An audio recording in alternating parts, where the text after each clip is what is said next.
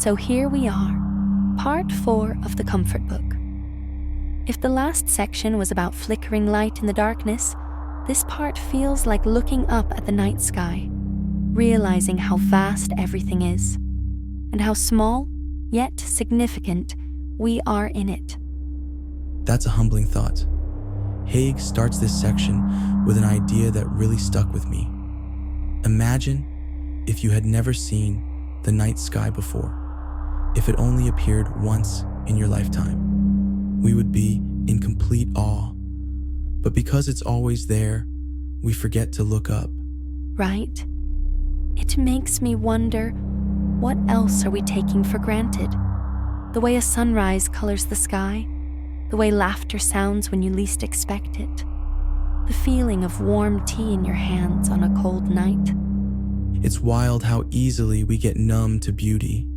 Haig says we have too much wonder in the world, so much that we stop noticing it. It reminds me of that Alan Watts idea, how we are not separate from the universe. We are apertures through which the universe experiences itself. That gives me chills. And Haig takes it even further. When he was in the depths of depression, he looked up at the stars and felt something shift. Like, if something so vast and timeless could exist, then maybe, just maybe, his pain wasn't the whole story. That's powerful. It reminds me of something Marcus Aurelius wrote: dwell on the beauty of life, watch the stars, and see yourself running with them. Exactly. And speaking of Marcus Aurelius, Haig dives into the universe is change, showing how even the most powerful man of his time, the Emperor of Rome, found peace not in control, but in accepting the vastness of the cosmos. That's so interesting. He had everything: wealth, power, armies, but where did he find comfort? In the same place as us, the stars, the simple things. And then there's Epictetus. Born a slave, physically disabled, yet his philosophy shaped the world. It's not what happens to you, but how you react that matters.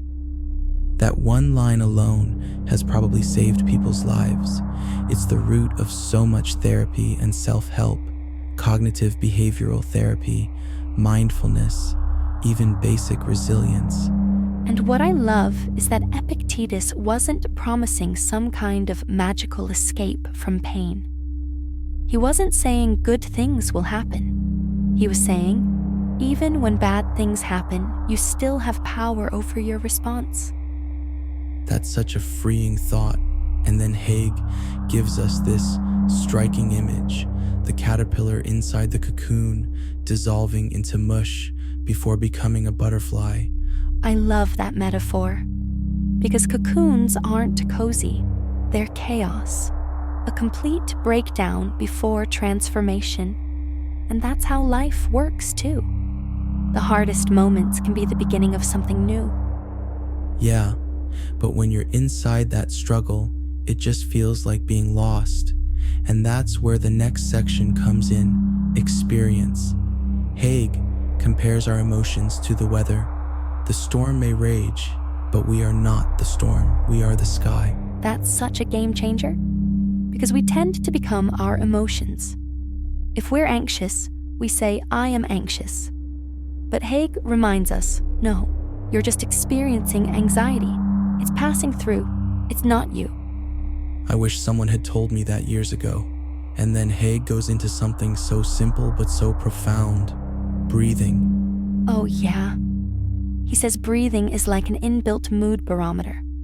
When he had panic attacks, his breath became short, rapid, but slowing it down, just breathing deeply, was like pressing a reset button. It's funny how something so basic can be so powerful.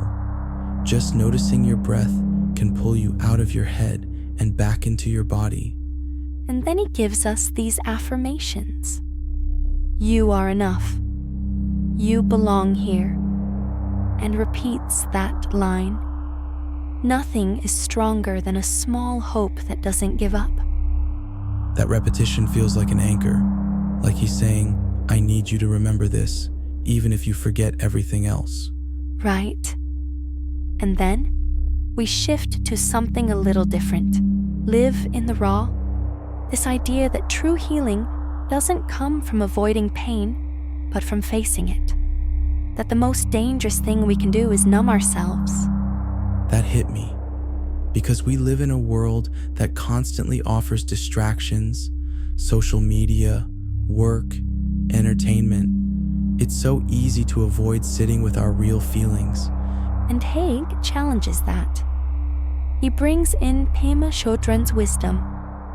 The most fundamental harm we can do to ourselves is to remain ignorant by not having the courage to look at ourselves honestly. That level of honesty is terrifying, though. But then Haig gives us hope. He reminds us to wait, to trust that bad feelings aren't forever. He asks us to remember a time when we thought we wouldn't make it, and yet, here we are. And that leads to the next section, the cure for loneliness. He says loneliness isn't about lacking people, it's about being disconnected from yourself. That one shook me, because I've felt lonelier in crowds than when I'm alone. And I think that's what he's getting at.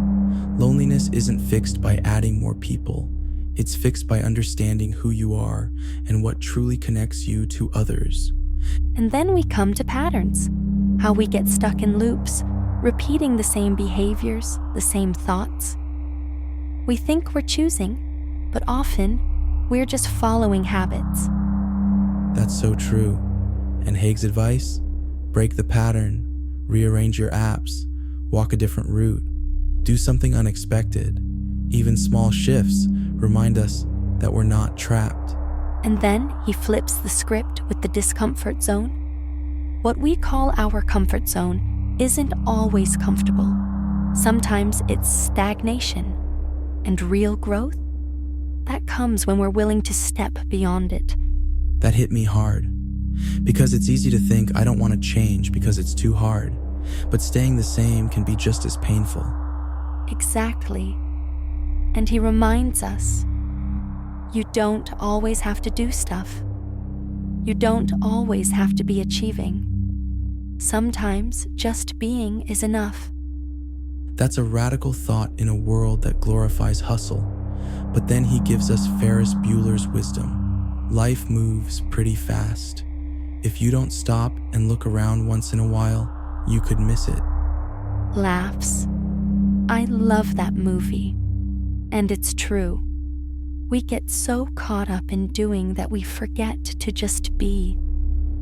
So maybe that's the biggest comfort of all, not needing to chase meaning, just knowing that existing, breathing, feeling, being is enough. Exactly. So as we wrap up this part, let's take a breath. Let's look up at the sky. Let's remember we are here, and that's a miracle in itself. And maybe, just maybe, that's enough.